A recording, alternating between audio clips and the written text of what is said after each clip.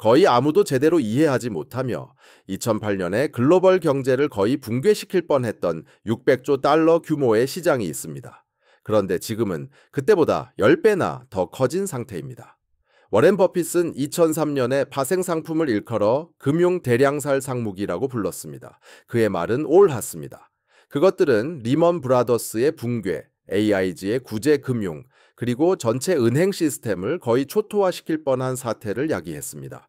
그 위기에 대한 대응은 파생 상품을 아예 없애거나 심지어 줄이는 것이 아니었습니다. 오히려 그것들을 더 키우는 것이었죠. 오늘날 파생 상품 시장은 전체 글로벌 경제 규모의 6배가 넘는 가치를 지닙니다. 그것이 폭발하면, 그리고 분명 폭발할 터인데 전 세계의 돈을 다 합쳐도 그것을 구제할 수는 없을 겁니다. 대부분의 사람들은 파생 상품에 대해 들어본 적조차 없습니다. 심지어 많은 전문 투자자들조차 그것들을 제대로 설명하기 어려워합니다.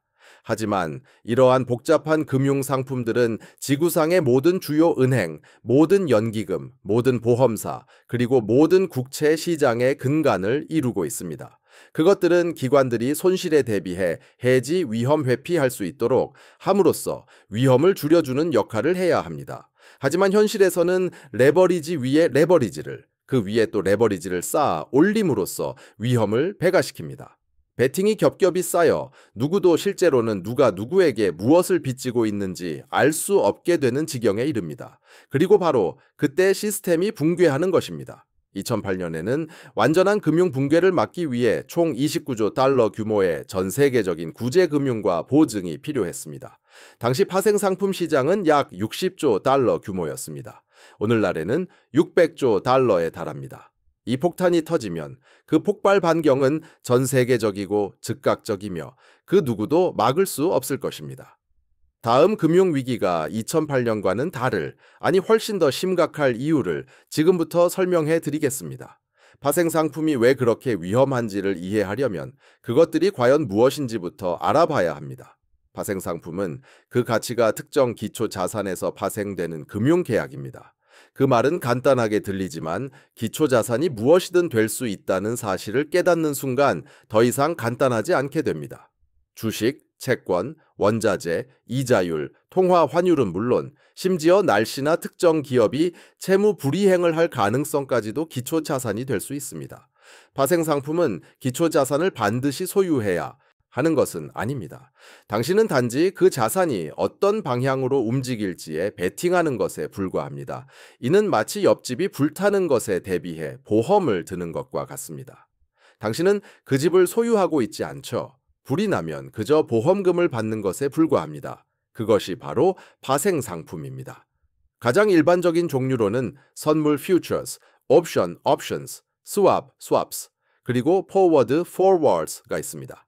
선물 계약은 실제로 원유 배럴이나 밀 부셰를 사지 않고도 미래의 특정 시점에 유가, 금값 또는 밀 가격에 대해 베팅할 수 있게 해줍니다. 옵션은 특정 가격의 자산을 사고 팔 수 있는 권리는 주지만 의무는 부여하지 않습니다.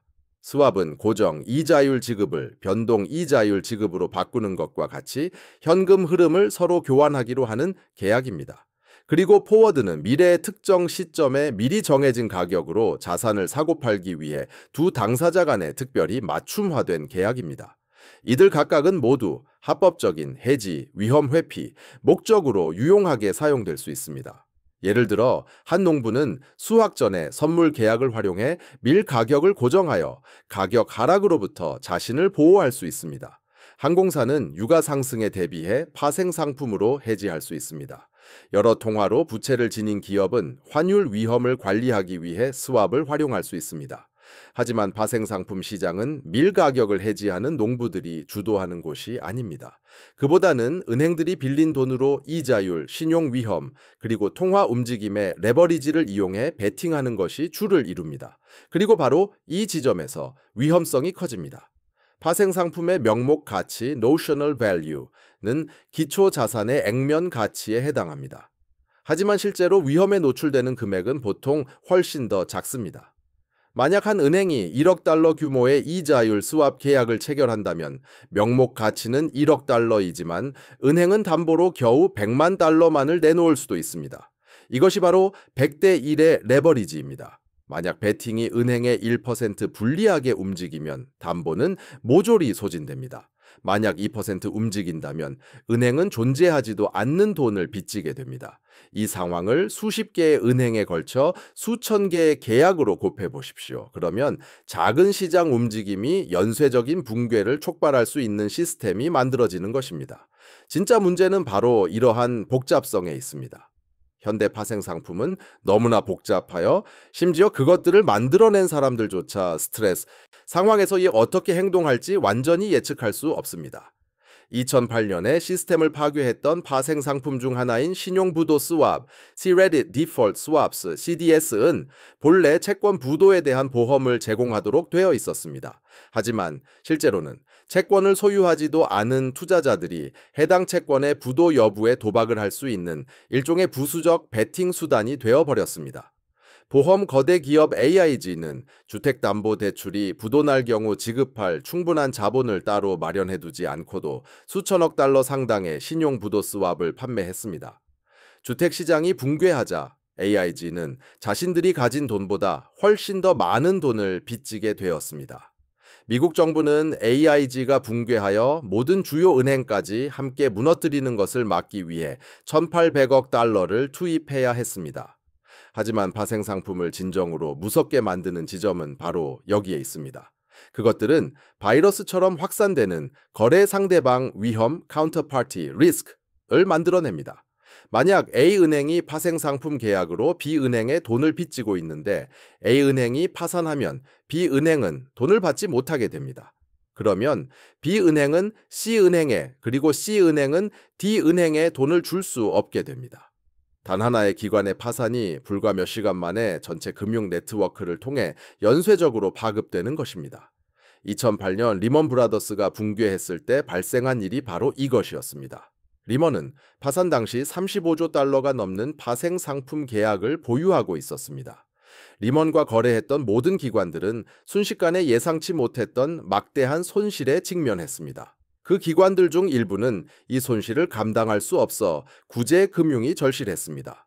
또 다른 기관들은 살아남았지만 절대적으로 신뢰하지 않는 그 어떤 곳과도 거래를 중단했고 이는 곧 신용시장을 마비시켜 금융위기를 글로벌 경기 침체로 악화시켰습니다. 2008년의 교훈은 파생 상품, 특히 자신이 소유하지도 않은 채권의 부도에 베팅하는 가장 위험한 유형인 네이키드 신용부도 스왑 같은 것들을 금지하거나 최소한 엄격하게 제한해야 한다는 것이었을 겁니다. 하지만 그 대신 도드 프랭크 법안은 일부 보고 요건을 신설하고 일부 파생 상품을 중앙청산소로 옮겼을 뿐 시장의 전체 규모를 줄이지는 못했습니다. 은행들은 파생 상품이 위험 관리에 필수적이며 시장의 유동성을 공급하고 그것들을 없애는 것이 오히려 경제에 해를 끼칠 것이라고 주장했습니다. 규제 당국은 그들의 말을 믿었거나 업계의 로비에 너무 휩쓸려 조치를 취하지 못했습니다.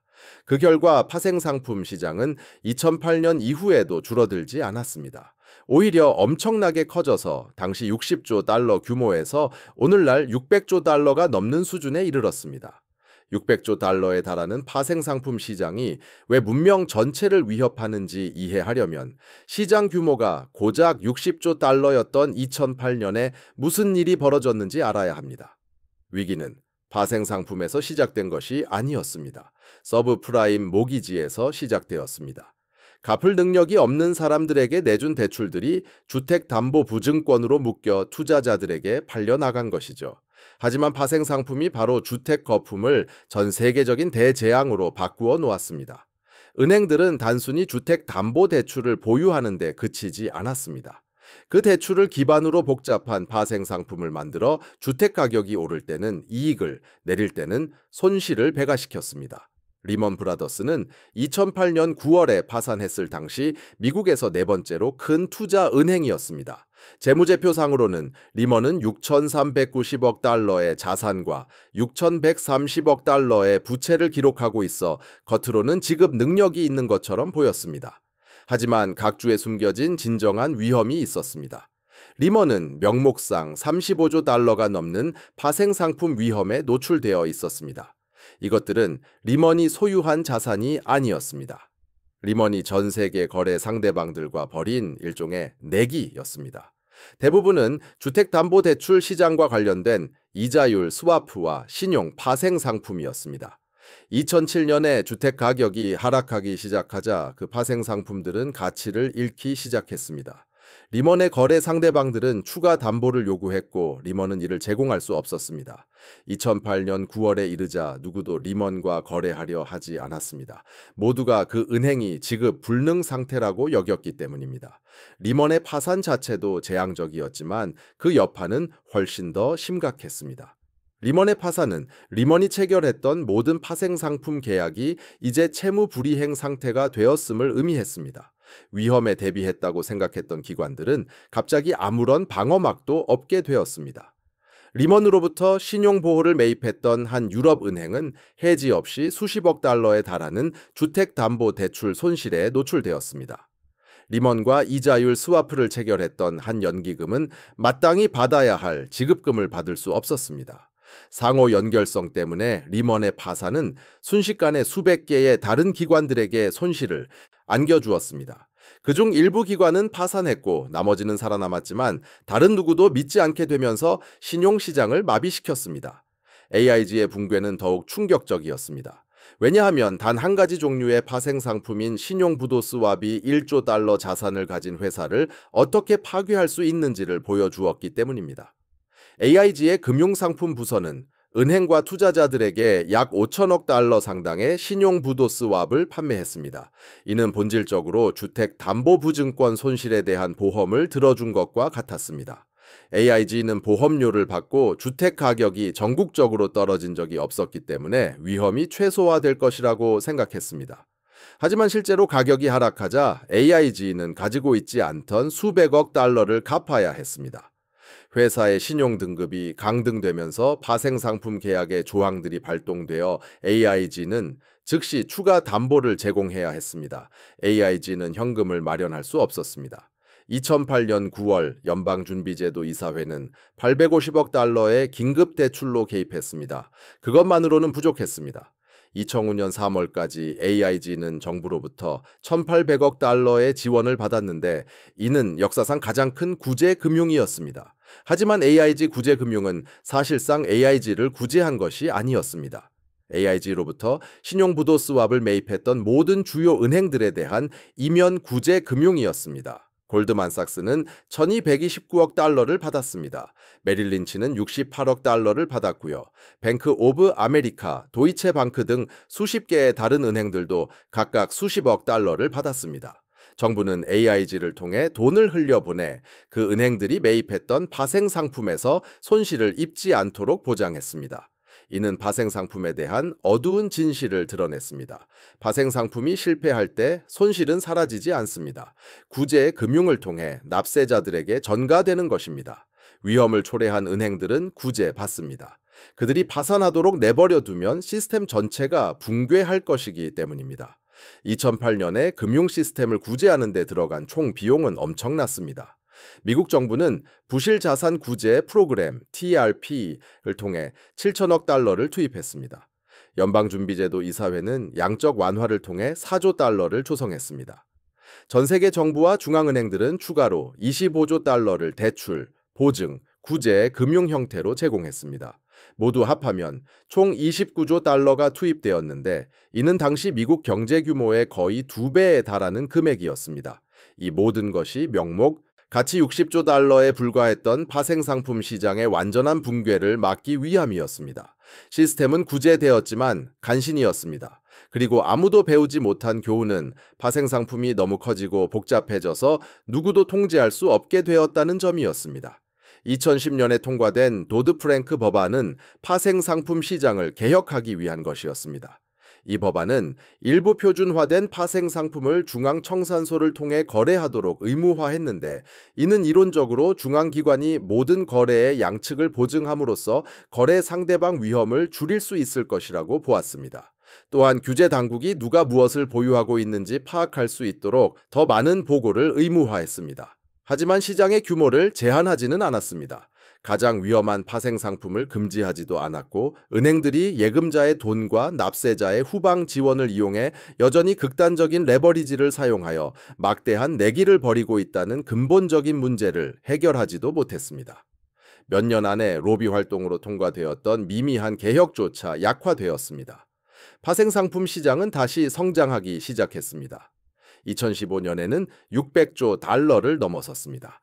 2008년 당시 파생상품 시장의 명목 가치는 약 60조 달러였습니다. 오늘날에는 600조 달러를 넘어서 전 세계 경제를 거의 파괴할 뻔했던 위기 당시보다 약 10배나 커졌습니다. 그 규모를 가늠해 보자면 전 세계 GDP는 약 100조 달러입니다. 파생상품 시장은 전 세계 경제 규모의 6배에 달합니다. 그 파생상품 중 고작 5%만 실패해도 30조 달러의 손실이 발생하는데 이는 2008년 구제 금융 총 비용의 3배에 달하는 금액입니다. 그 정도 규모의 손실을 흡수할 수 있는 메커니즘도 자금도 정책 수단도 존재하지 않습니다. 전 세계 금융 시스템을 붕괴시키지 않고서는 말이죠. 파생상품 시장의 구성은 이러한 위험을 더욱 키웁니다. 가장 큰 범주는 금리 파생 상품으로 전체 규모의 500조 달러가 넘는 비중을 차지합니다. 이는 금리의 방향과 변동성에 대한 예측에 기반한 투자입니다. 은행들은 금리 변동에 대한 노출을 해지, 위험 회피하는 데 사용하기도 하지만 투기적인 목적으로도 활용합니다. 금리가 안정적일 때는 이러한 파생 상품들이 안전해 보입니다. 하지만 지난 3년 동안 그래왔듯이 금리가 급격하게 움직일 경우 위험은 기하급수적으로 커집니다. 미국 연방준비제도 Fed는 2021년 거의 제로 수준이었던 금리를 2023년까지 5% 이상으로 인상했는데 이는 40년 만에 가장 빠른 금리 인상 주기였습니다. 모든 금리 인상은 파생상품 시장에서 승자와 패자를 만들었습니다. 패자들은 현재 은행의 대차대조표에 숨겨져 있는 손실을 쌓아왔는데 이는 은행들이 이러한 포지션을 시가평가하는 것을 피하게 해주는 회계 조작으로 인해 가려져 있습니다. 두 번째로 큰 범주는 신용 파생 상품으로 명목 가치는 약 50조 달러에 이릅니다. 여기에는 AIG를 파멸시켰던 것과 동일한 상품인 신용부도 스왑 CDS이 포함됩니다. 2008년 이후 규제 당국은 이 시장을 정비하겠다고 약속했지만 실제로는 그렇게 하지 않았습니다. 은행과 헤지펀드들은 여전히 신용부도 스왑을 이용해 기업 및 국가 부도에 베팅합니다. 지금의 차이점은 2018년 이후 기업 부채가 폭발적으로 증가하여 미국에서만 2조 달러에서 10조 달러 이상으로 불어났다는 것입니다. 그 부채의 상당 부분은 더 이상 존재하지 않는 저금리로 발행되었습니다. 기업들이 더 높은 금리로 자금을 재조달하게 되면 일부는 부도에 직면할 것입니다. 그렇게 되면 해당 부채에 발행된 신용부도 스왑은 대규모 손실을 유발할 것입니다. 충분히 많은 기업이 동시에 부도에 빠진다면 신용보호 상품을 판매한 기관들은 감당할 수 없는 손실에 직면하게 될 것입니다. 이것은 AIG 사태가 다시 재현되는 것과 같습니다. 다만 이번에는 미국 연방준비제도 Fed가 파생상품 트레이더들을 구제하기 위해 또 다시 1,800억 달러를 찍어낼 의지가 없을 것이라는 점이 다릅니다. 통화 파생 상품은 또 다른 100조 달러 규모를 차지하며 환율 충격에 매우 취약합니다. 미국 달러는 80년 동안 세계의 기축 통화였지만 그 지배력은 점차 약해지고 있습니다. 중국, 러시아, 인도와 같은 국가들은 점점 더 자국 통화로 거래하고 있습니다. 사우디아라비아는 석유 대금으로 달러 대신 위안화를 받고 있습니다. 만약 달러가 기축 통화의 지위를 잃거나 심지어 크게 약화된다면 통화 파생 상품은 격렬한 움직임을 보일 것입니다. 달러의 안정성을 가정했던 은행들은 수조 달러 규모의 잘못된 베팅에 놓이게 될 것입니다. 이러한 포지션 청산은 모든 시장에 연쇄적인 영향을 미칠 것입니다. 왜냐하면 통화 변동은 주식, 채권, 원자재, 무역 흐름 등 모든 것에 영향을 주기 때문입니다. 그러나 현대 파생 상품의 가장 교활한 측면은 바로 그 복잡성입니다. 2008년 이후 은행들은 파생 상품 장부를 단순화하지 않았습니다. 오히려 파생 상품의 파생 상품을 만들어 더욱 복잡하게 만들었습니다. 이제는 신용부도 스왑에 대한 옵션이나 다른 스왑 지수에 기반한 스왑을 매매할 수 있습니다. 이러한 중층 구조는 기초자산의 작은 움직임이 그 위에 쌓인 파생상품 피라미드의 가치에 엄청난 변화를 일으키는 기하급수적인 레버리지를 생성합니다. 이러한 상품을 만드는 트레이더들조차도 극한의 스트레스 상황에서 이들이 어떻게 움직일지 정확히 모델링할 수 없습니다. 수학적 모델들은 정상적인 시장 상황, 지속적인 유동성, 그리고 항상 지불 의무를 이행하는 거래 상대방을 가정합니다. 위기 상황에서는 이러한 가정 중 어느 것도 유효하지 않습니다. 시장은 비유동적이 되고 가격은 급격히 벌어지며 거래 상대방은 채무 불이행에 빠집니다. 바로 그때 모델은 고장나고 손실은 위험 관리자들이 예측했던 모든 것을 초과합니다. 소수의 기관에 파생 상품이 집중되어 있다는 사실은 상황을 더욱 취약하게 만듭니다. 미국에서는 4개의 은행이 전체 파생 상품 노출액의 약 90%를 보유하고 있습니다. JP 모건 체이스, 시티은행, 뱅크 오브 아메리카, 그리고 골드만삭스입니다. JP 모건 한 곳만 해도 명목 파생 상품 노출액이 54조 달러가 넘는데 이는 총 자본의 약 180배에 달합니다. 이러한 집중은 이들 은행 중 하나라도 오판을 하면 전체 시스템이 위험에 처할 수 있음을 의미합니다. 분산 투자가 전혀 되어 있지 않습니다. 가장 큰 은행들은 모두 동일한 시장 신호와 규제 인센티브에 반응하기 때문에 비슷한 베팅을 하고 있습니다. 모두가 같은 방식으로 포지션을 취하고 있을 때 한 방향으로의 충격은 시스템 전체에 동시다발적인 손실을 초래합니다. 그것은 위험 관리가 아닙니다. 그것은 정교함으로 위장된 시스템적 취약성입니다. 파생상품 시장은 수천 개의 기관에 고르게 분산되어 있지 않습니다. 총 명목 노출액 500조 달러가 넘는 규모가 4개의 미국 은행에 집중되어 있습니다. JP 모건 체이스, 시티은행, 뱅크 오브 아메리카, 그리고 골드만삭스입니다. 이들은 2008년에 구제금융을 받았던 바로 그 기관들이며 지금은 그 어느 때보다 더 거대하고 더 많은 레버리지를 사용하고 있습니다. 이들이 얼마나 많은 위험을 안고 있는지 이해하려면 명목 가치를 넘어 레버리지 비율과 이들 간의 상호 연결성을 살펴봐야 합니다. 가장 최근의 규제 보고서에 따르면 JP모건 체이스는 약 54조 달러의 명목 노출액을 가진 미국 내 최대 파생 상품 보유 기관입니다. 이것을 이해하기 쉽게 설명하자면 JP모건의 총자산은 약 3조 7천억 달러이고 자기 자본은 대략 3천억 달러입니다. 이는 JP모건의 파생 상품 노출액이 자기 자본의 180배에 달한다는 것을 의미합니다. 은행 측은 대부분의 파생 상품이 해지되어 있어 서로 포지션을 상쇄하기 때문에 명목 가치가 위험을 과장한다고 주장합니다. JP모건은 파생 상품으로 인한 순현재 신용 노출액이 명목 금액의 극히 일부인 약 500억 달러에 불과하다고 주장합니다. 이것은 리먼 브라더스와 AIG가 파산하기 직전에 했던 말과 정확히 같다는 것을 기억할 때까지는 안심할 수 있는 주장처럼 들립니다. 그들의 해지는 효과가 있었지만 결정적인 순간에 무용지물이 되었습니다. 거래 상대방이 채무 불이행에 빠지거나 시장이 유동성을 잃게 되면 해지는 사라지고 총 노출액만이 유일하게 중요해집니다. 시티은행은 총자산 2조 4천억 달러와 자기 자본 약 2천억 달러에 대해 약 48조 달러의 명목 파생상품 노출액을 보유하고 있습니다. 뱅크 오브 아메리카는 자산 3조 1천억 달러와 자본 2,800억 달러에 대해 약 37조 달러 규모의 파생 상품을 보유하고 있습니다. 골드만삭스는 상업은행들보다 규모는 작지만 총자산 1조 6천억 달러와 자본 1,200억 달러 대비 47조 달러의 파생 상품을 보유하고 있습니다.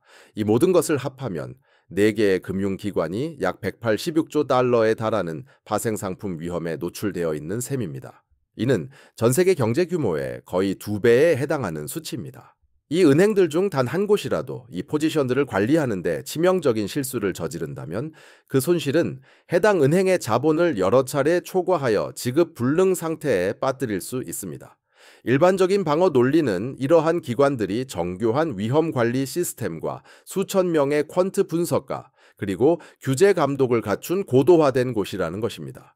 그러나 정교함이 재난을 막아주지는 않습니다. 오히려 재난을 조장하는 경우가 많습니다. 복잡한 위험 모델은 잘못된 확신을 주어 은행들이 단순한 분석으로는 정당화할 수 없는 더 큰 규모의 포지션을 취하도록 부추깁니다. 1998년에 파산했던 헤지펀드인 롱텀 캐피탈 매니지먼트 LTCM 얼렛는 2명의 노벨상 수상자를 고용하고 있었고 금융계에서 가장 정교한 수학 모델들을 사용했습니다.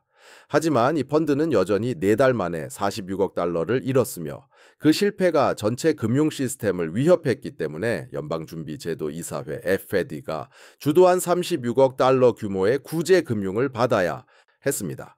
당시 LTCM의 파생상품 노출 규모는 1조 2,500억 달러였는데 이는 오늘날 4대형 은행이 보유한 규모의 극히 일부에 불과합니다.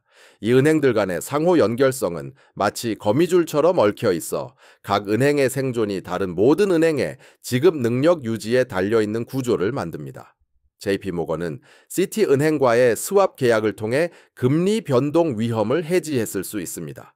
시티은행은 뱅크 오브 아메리카와 해지했을 수 있고요. 뱅크 오브 아메리카는 골드만삭스와 해지했을 수 있습니다. 그리고 골드만삭스는 다시 JP모건과 해지했을 수 있습니다. 서류상으로는 이 포지션들이 서로 상쇄되는 것처럼 보이지만 실제로는 순환적인 의존 관계입니다. 만약 한 은행이 파산하면 다른 은행들은 겉으로는 해지된 것처럼 보이는 포지션에서 손실을 입게 됩니다. 이것이 2008년에 리먼 브라더스 파산이 시스템 위기로 번진 역동적인 상황이었습니다.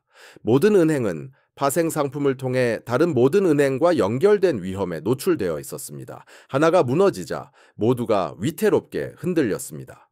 2008년 이후 도입된 중앙 청산 의무는 청산소가 파생 상품의 매수자와 매도자 사이에 서서 모든 거래의 양측을 보증함으로써 이러한 문제를 해결할 것으로 기대되었습니다. 그러나 청산은 거래소에서 거래되는 표준화된 파생 상품에만 적용됩니다. 600조 달러 규모의 시장 대부분은 은행들 간에 협상되는 맞춤형 계약인 장외 파생 상품으로 이루어져 있으며 이는 중앙에서 청산되지 않습니다. 이러한 양자 계약들은 여전히 2008년에 존재했던 것과 동일한 거래 상대방 위험을 만들어냅니다. 만약 A은행이 파산하면 B은행은 손실을 보전해줄 청산소 없이 손실에 직면하게 됩니다. 이러한 개혁안들은 서류상으로는 그럴듯해 보이지만 시장의 근본적인 구조를 바꾸지는 못했습니다. 심지어 청산된 파생 상품조차도 시스템 위험을 야기하는데 청산소 자체가 대마불사 다마부시의 존재가 되었기 때문입니다. 만약 주요 청산소가 디폴트 펀드를 초과하는 손실에 직면한다면 그 청산소는 파산하여 모든 회원사를 함께 무너뜨릴 수 있습니다. 가장 큰 청산소들은 위기 상황에서 계약을 파기하거나 회원사들에게 손실을 배분할 수 있는 규칙을 가지고 있습니다. 다시 말해 충분히 많은 참여자들이 파산할 경우 청산소는 본질적으로 살아남은 회원사들로부터 자산을 몰수하여 손실을 충당할 수 있습니다. 이는 위험 관리를 잘한 은행이라도 같은 청산소의 다른 은행들이 파산하면 엄청난 예상치 못한 손실에 직면할 수 있다는 의미입니다. 이것은 신중한 은행들이 무모한 은행들을 보조하는 격이 되어 신중한 행동을 저해하는 방식으로 위험을 공동 부담하게 만듭니다. 2008년 이후 15년간 파생상품 시장은 또 다른 치명적인 실패 없이 버텨왔고 이는 개혁이 성공했고 위험이 통제되고 있다는 위험한 착각을 불러일으켰습니다. 그러나 생존이 곧 안정성을 의미하지는 않습니다. 시장은 역사적으로 이례적인 저금리, 낮은 변동성, 그리고 시장이 스트레스를 받을 때마다 중앙은행의 개입이 있었던 시기에 있었기 때문에 온전히 유지될 수 있었습니다. 그 시기는 끝나가고 있습니다. 다음 파생상품 위기를 촉발할 반가쇠들은 이미 나타나고 있으며 앞으로 12개월에서 18개월 이내에 여러 요인들이 발동될 가능성이 높습니다. 가장 명백한 반가소에는 금리 변동성입니다. 500조 달러가 넘는 파생 상품이 금리에 묶여 있습니다. 그리고 그 금리들은 40년 만에 가장 격렬한 변동을 겪었습니다. 2008년부터 2021년까지 금리는 거의 0에 가깝게 유지되었고 이는 은행들이 금리 충격에 대한 걱정 없이 엄청난 규모의 포지션을 취할 수 있도록 하는 안정성을 제공했습니다. 연방준비제도이사회 FED가 2022년에 금리 인상을 시작하여 18개월 만에 금리를 0에서 5% 이상으로 올리자 즉각적인 스트레스가 발생했습니다. 장기 고정금리 자산을 보유한 은행들은 단기 금리가 상승함에 따라 손실을 입었습니다. 그러한 고통의 일부는 2023년에 실리콘밸리 은행, 시그니처 은행, 퍼스트 리퍼블릭 은행의 파산에서 드러났습니다. 그러나 대부분은 현행 회계 규칙상 은행들이 시가평가를 할 필요가 없는 파생상품 포지션 속에 숨겨져 있습니다. 만약 연방준비제도 이사회 페드가 인플레이션과 싸우는 것과 경기 침체를 막는 것 중 하나를 선택해야 하는 상황에 놓인다면 문제는 더욱 심각해집니다. 인플레이션이 계속 높은 수준을 유지하고 연방준비제도 이사회 페드가 금리를 높게 유지하거나 추가로 인상한다면 더 많은 기관들이 금리 파생 상품에서 손실을 입을 것입니다. 만약 경기 침체가 닥쳐 연방준비제도 이사회 페드가 금리를 공격적으로 인하한다면 다른 기관들이 그 반대 포지션에서 손실을 입게 될 것입니다.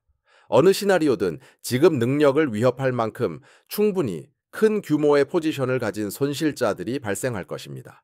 그리고 연방준비제도 이사회 페드가 경제 데이터 변화에 따라 금리를 올렸다가 내렸다가 하는 오락가락 행보를 보인다면 그 변동성만으로도 은행의 위험 모델이 예측한 수준을 초과하여 마진콜과 강제 청산을 촉발할 수 있습니다. 상업용 부동산 채무 불이행은 두 번째 주요 반가쇠가 됩니다. 2285년에 광범위한 폭락과 관련하여 논의되었듯이 앞으로 24개월 동안 2조 달러가 넘는 상업용 모기지가 원래 담보 대출을 받을 때보다 3배 높은 금리로 재융자되어야 합니다. 많은 소유주들이 해당 부동산이 새로운 채무 상환을 감당할 수 없기 때문에 채무 불이행을 하게 될 것입니다. 그러한 채무 불이행은 신용 파생 상품, 특히 상업용 모기지 담보 증권 CMBS에 대한 신용 부도스왑 CDS를 촉발할 것입니다. 이러한 증권에 대한 보장을 판매했던 기관들은 예상치 못한 대금을 지불하게 될 것입니다. 상업용 부동산 담보 증권 CMBS 시장 규모는 약 6천억 달러에 달하며 부도율이 급증할 경우 파생 상품 지급액이 수백억 달러에 이를 정도로 충분히 큽니다. 이것만으로는 시스템 전체를 붕괴시킬 정도는 아니지만 여러 지역 은행을 약화시키고 네트워크 전반에 걸쳐 연쇄적인 파산을 유발할 수 있을 정도는 됩니다. 유럽 은행권의 스트레스는 이미 균열이 드러나고 있는 세 번째 촉발 요인입니다. 2023년 3월 크레디트 스위스가 파산했고 정부의 강제 합병으로 UBS에 흡수되었습니다. 같은 기간 투자자들이 도이체방크의 지급 능력에 대해 우려하면서 도이체방크는 신용부도스왑 CDS 급등을 겪었습니다. 두 기관 모두 막대한 파생상품 보유기관이며 도이체방크 단독으로도 40조 달러가 넘는 명목 익스포저를 지니고 있습니다. 만약 주요 유럽 은행이 파산하면 해당 은행에 파생상품 익스포저가 있는 미국 은행들도 손실을 입게 될 것입니다. 파생 상품을 통한 상호 연결성은 전 세계적입니다. 프랑크푸르트의 은행 파산은 그들을 연결하는 파생 상품 계약을 통해 뉴욕의 JP 모건 대차대 조표에 직접적인 영향을 미칩니다. 주요 경제국의 국가 부채 위기는 신용 위험, 통화 위험, 금리 위험을 동시에 결합하기 때문에 아마도 가장 위험한 촉발 요인일 것입니다. 일본은 국내 총생산 GDP 대비 260%가 넘는 정부 부채를 안고 있는데 이는 선진국 중 단연 최고 수준입니다. 일본은 수십 년 동안 금리를 거의 제로 수준으로 유지해왔지만 인플레이션과 전 세계적인 금리 인상 압박으로 인해 이는 더 이상 지속 불가능해지고 있습니다. 만약 일본이 금리를 인상해야 하거나 투자자들이 일본 국채에 대한 신뢰를 잃으면 엔화 가치가 폭락하고 일본 국채가 부도날 수 있습니다. 일본 국채에 대한 전 세계적인 파생 상품 익스포저는 엄청납니다. 일본 부채 위기는 전 세계 모든 주요 은행의 손실을 초래할 것입니다. 중국도 유사한 상황에 직면해 있는데 지방 정부 부채는 13조 달러를 초과하며 이 중 상당 부분은 대차대조표 외의 특수 목적 법인에 숨겨져 있습니다. 중국 경제의 약 30%를 차지하는 중국 부동산 시장은 붕괴하고 있습니다. 에버그란데와 컨트리 가든과 같은 주요 개발업체들은 수천억 달러에 달하는 부채를 채무 불이행했습니다. 이러한 손실이 중국 금융 시스템 전반으로 확산됨에 따라 중국 부채에 대한 신용 파생 상품을 판매했던 은행과 보험 회사들은 지급액에 직면하게 될 것입니다. 미국과 유럽 기관들은 파생 상품 계약을 통해 중국에 대한 익스포저를 가지고 있으며 이는 중국 금융 위기가 서방 은행에 직접적인 영향을 미친다는 것을 의미합니다. 마지막 촉발 요인은 지정학적 요인입니다. 세계 무역, 에너지 공급 또는 통화 시장을 교란하는 모든 주요 분쟁입니다. 중국과 대만 간의 전쟁은 반도체 생산을 중단시켜 전 세계 경제 전체를 뒤흔들 것입니다. 우크라이나 전쟁의 확대는 유럽 산업을 파산시킬 에너지 충격을 야기할 수 있습니다. 중동 분쟁은 유가를 배럴당 200달러로 폭등시켜 중앙은행들이 불가능한 선택을 하도록 강요하는 인플레이션을 유발할 수 있습니다. 이러한 각각의 시나리오는 안정성에 기반을 둔 파생상품 포지션을 터뜨리는 격렬한 시장 움직임을 만들어냅니다. 파생상품은 레버리지를 생성하기 때문에 기초시장의 작은 움직임도 파생상품 장부에는 막대한 손실을 가져옵니다. 600조 달러 규모의 파생상품 시장에서 가장 무서운 점은 이 시장이 붕괴할 때 연쇄 붕괴를 막을 만큼 충분히 큰 구제금융은 없다는 것입니다. 2008년 전 세계 정부와 중앙은행들은 붕괴를 막기 위해 약 29조 달러를 투입했습니다. 이는 당시 전 세계 국내 총생산 GDP의 약 40%에 해당했습니다. 모든 주요 정부가 협력하고 모든 중앙은행이 동시에 돈을 찍어내며 모든 정치 시스템이 몇 년 전만 해도 상상할 수 없었던 조치들을 받아들이도록 요구했습니다. 겨우 작동했으며 10년간의 경제 침체, 급증하는 정부 부채, 그리고 우리가 여전히 겪고 있는 정치적 격변을 야기했습니다. 오늘날 파생상품 시장의 명목 가치는 600조 달러입니다. 만약 그중 10%가 부실해진다면 60조 달러의 손실이 발생합니다. 이는 2008년 위기를 막는 데 필요했던 금액의 2배 이상이며 전 세계 국내 총생산 GDP 총액의 절반을 넘는 규모입니다. 정부들은 60조 달러를 가지고 있지 않습니다. 정부들은 이미 코로나 팬데믹 지출 이전의 구제 금융 그리고 인구 통계학적 압력으로 인해 빚더미에 앉아 있습니다. 미국 정부 부채는 36조 달러입니다. 유럽 정부들도 유사하게 레버리지가 높습니다. 일본은 국내 총생산 GDP 대비 260%의 부채로 인해 구제 불능 상태입니다. 중국은 공식적인 부채는 적다고 주장하지만 막대한 숨겨진 채무를 안고 있습니다. 이 어떤 정부도 파생상품 거래자들을 구제하기 위해 10조나 20조 달러를 추가로 빌릴 수 없습니다. 새로운 부채 공급으로 인해 채권 시장은 붕괴할 것입니다. 중앙은행들은 이론적으로 양적 완화를 통해 돈을 찍어낼 수 있지만 이는 심각한 결과를 초래합니다. 연방준비제도 페드의 대차 대조표는 2008년 이전의 8천억 달러에서 코로나 팬데믹 기간 중 최고 9조 달러까지 증가했습니다. 그 돈 찍어내기는 2021년부터 2023년까지 40년 만에 최악이었던 인플레이션 급등에 직접적으로 기여했습니다. 만약 연준이 파생상품 손실을 구제하기 위해 20조 달러를 추가로 찍어내려고 한다면 인플레이션은 재앙적일 것입니다. 달러 가치는 크게 하락할 것입니다. 수입품은 감당할 수 없을 정도로 비싸질 것입니다. 실질 임금은 붕괴될 것입니다. 사회적 불안이 뒤따를 것입니다. 어느 시점에는 금융 시스템을 구하기 위해 돈을 찍어내는 것이 통화를 파괴하게 됩니다. 통화 위기는 금융 위기보다 더 나쁩니다. 왜냐하면 투자자들뿐만 아니라 모든 사람에게 영향을 미치기 때문입니다. 또 다른 구제 금융을 위한 정치적 의지도 존재하지 않습니다. 2008년에는 대중이 충격을 받았지만 순응했습니다. 정부는 은행을 구하지 않으면 전체 경제가 붕괴할 것이라고 말했습니다. 그리고 대부분의 사람들은 싫어했음에도 불구하고 이를 받아들였습니다. 그러한 수용은 사라졌습니다. 지난 15년은 구제금융이 은행을 살렸지만 평범한 사람들에게는 도움이 되지 않았다는 것을 보여주었습니다. 임금은 정체되었습니다. 주택은 감당할 수 없게 되었습니다. 자산 불평등은 폭발적으로 증가했습니다. 다음 위기는 제도에 대한 신뢰가 낮고 정치적 양극화가 심화되며 좌파와 우파 모두에서 포퓰리즘 운동이 부자들이 스스로의 실패에 대한 대가를 치르라고 요구하는 시기에 닥쳐올 것입니다. 만약 정부가 은행을 다시 구제하려고 한다면 통제 불능의 불안으로 확대될 수 있는 저항에 직면할 것입니다. 2008년 구제금융을 정당화했던 대마불사 원칙은 이제 너무 커서 구제할 수 없는 지경에 이르렀습니다. 은행들은 2008년 당시보다 규모가 더 커졌고 레버리지 차입 비율은 더 높아졌으며 상호 연결성은 더욱 강화되었습니다. 그들의 파생상품 장부 규모는 10배 더 커졌습니다. 재무제표는 더욱 복잡해졌습니다. 전 세계적인 영향력은 어느 한 곳에서의 실패가 모든 곳으로 확산됨을 의미합니다. 그리고 그들을 구제할 수 있는 가용 자원, 즉 정부의 차입 여력, 중앙은행의 신뢰도, 정치적 의지는 모두 15년 전보다 감소했습니다. 시스템은 이제 어떤 기관이나 정부도 구제할 수 없을 정도로 거대해졌습니다. 또한 파생상품 구제에는 전통적인 은행 자산을 구제할 때와는 다른 수학적인 문제가 있습니다. 은행이 부실 모기지를 보유하고 있을 때 정부는 그것들을 매입하여 손실을 떠안고 주택 시장이 안정될 때 궁극적으로 일부 가치를 회수할 수 있습니다. 비용은 많이 들지만 이해할 수 있는 범위입니다. 파생상품은 자산이 아닙니다. 그것들은 당사자 간의 계약입니다.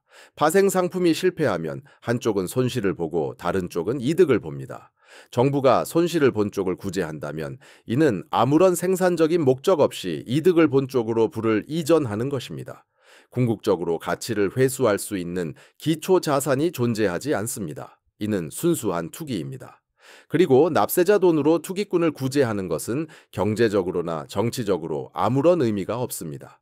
더욱이 파생상품 시장의 불투명성은 누가 구제되어야 하는지조차 파악하는 것을 불가능하게 만듭니다. 리먼 브라더스가 파산했을 때 파생상품 장부를 해체하고 누가 누구에게 무엇을 빚지고 있는지 알아내는데 몇 개월이 걸렸습니다. 여러 기관이 동시에 파산하는 시스템 위기에서는 상쇄 계약, 양자 협상, 복잡한 상계 계약에 얽히고 설킨 관계를 정리하는 데 여러 해가 걸릴 것입니다. 누가 진정한 손실을 파악할 때쯤이면 실물 경제는 이미 여러 해 동안 대공황 상태에 빠져 있을 것입니다. 당신조차 이해할 수 없는 시스템을 구제할 수는 없습니다. 유일한 합리적인 정책 대응은 근본적으로 지속 불가능해진 시스템을 지탱하려 애쓰기보다는 손실이 발생한 곳에 그대로 두어 지급불능 기관이 파산하도록 허용하고 경제적 결과에 직접 대처하는 것입니다. 이는 은행 파산, 연기금 손실, 광범위한 실업, 그리고 여러 해 동안 지속될 심각한 경기 침체나 대공황을 의미할 것입니다. 이는 파멸적일 것입니다. 그러나 600조 달러 규모의 파생 상품을 구제하려 시도하는 것은 훨씬 더 나쁠 것입니다. 왜냐하면 그것은 재앙 목록에 통화 붕괴와 초인플레이션을 추가하면서도 근본적인 문제를 실제로 해결하지 못할 것이기 때문입니다. 그래서 우리는 지금 2008년에 문명을 거의 파괴할 뻔했던 시장보다 10배 더 큰 600조 달러 규모의 파생 상품 시장 위에 앉아 있습니다. 이 시장은 주로 4개의 은행이 보유하고 있으며 이들의 파산은 현대 금융 시스템을 종식시킬 것입니다. 향후 12개월에서 18개월 내에 활성화될 가능성이 있는 여러 가지 촉발 요인에 직면해 있으며 상황이 잘못될 경우 이를 구제할 능력은 없습니다. 워런 버핏은 2003년에 파생 상품을 금융 대량살 상무기라고 불렀으며 그의 말은 거듭해서 옳았음이 증명되었습니다. 대응은 그 무기를 해체하는 것이 아니었습니다. 오히려 더 큰 무기를 만드는 것이었습니다. 위기가 오고 있습니다. 연방준비제도 FED가 인플레이션 퇴치와 경기 침체 방지 사이에서 오락가락하면서 금리 변동성으로 시작될 수 있습니다. 신용 파생 상품을 통해 연쇄적으로 파급되는 상업용 부동산 채무 불이행으로 시작될 수도 있습니다. 유럽 은행의 파산, 일본의 부채 위기, 또는 중국의 부동산 붕괴로 시작될 수도 있습니다. 구체적인 촉발 요인은 거의 중요하지 않습니다. 왜냐하면 시스템은 너무 취약해서 어떤 중요한 충격이라도 시스템을 폭파시킬 것이기 때문입니다. 한 주요 은행이 파생 상품 의무를 이행할 수 없게 되면 연쇄 파급이 시작됩니다. 거래 상대방들은 자신들의 해지 위험 회피가 작동하지 않는다는 것을 깨닫습니다. 마진콜, 하의 증거금 추가, 납입 요구은 더 많은 매도를 강제합니다. 중앙청산소는 자신들의 지급 능력을 위협하는 손실에 직면합니다. 몇 시간 또는 며칠 안에 전 세계의 모든 주요 금융기관은 감당할 수 없는 손실에 직면하게 됩니다. 정부는 비상대책을 발표할 것입니다. 연방준비제도는 대출시설을 마련할 것입니다. 중앙은행들은 공조할 것입니다. 정치인들은 시스템 보호에 대한 연설을 할 것입니다. 그 어느 것도 소용없을 것입니다. 왜냐하면 문제는 너무 크기 때문입니다. 글로벌 총생산의 절반을 초과하는 손실을 구제할 수는 없습니다. 통화를 파괴하지 않고서는 충분한 돈을 찍어낼 수 없습니다. 지급불능 은행을 다시 지급 능력이 있는 상태로 만들기, 위에 충분한 채무 탕감을 협상할 수는 없습니다. 수학은 단순히 작동하지 않습니다. 파생상품 시장이 폭발한 후에 어떤 일이 벌어질지는 알 수 없습니다. 왜냐하면 우리는 이 규모의 금융 위기를 경험한 적이 없기 때문입니다. 대공황은 파괴적이었지만 여러 해에 걸쳐 전개되면서 사람들이 적응할 시간을 주었습니다. 파생상품 연쇄 파급은 며칠 또는 몇 주 안에 전개될 것이며 정책 대응이 따라갈 수 있는 것보다 더 빠르게 움직일 것입니다. 기관들이 파산 관리에 들어가면서 은행 계좌는 동결될 것입니다. 신용카드는 작동을 멈출 것입니다. 연기금은 수백만 명에게 은퇴가 불가능해질 정도로 너무 큰 손실을 보일 것입니다. 경제적 혼란은 공급망이 붕괴되고 실업률이 1930년대 이후 볼 수 없었던 수준으로 치솟으면서 사회적 혼란을 야기할 것입니다. 이것은 투기나 종말 예언이 아닙니다. 이것은 패턴 인식과 기본적인 수학입니다. 60조 달러 규모의 시장이 막대한 구제 금융에도 불구하고 2008년에 경제를 파괴했습니다. 그 시장은 이제 600조 달러입니다. 그리고 구제 금융 능력은 사라졌습니다. 촉발 요인들이 지금 나타나고 있습니다. 연쇄 파급은 불가피합니다. 유일한 질문은 시기와 규모입니다. 그리고 그 답은 아마도 거의 모든 사람이 예상하는 것보다 더 빠르고 더 클 것입니다. 왜냐하면 금융 대량살 상무기가 만들어질 때마다 결국 폭발했기 때문입니다. 파생상품도 다르지 않습니다.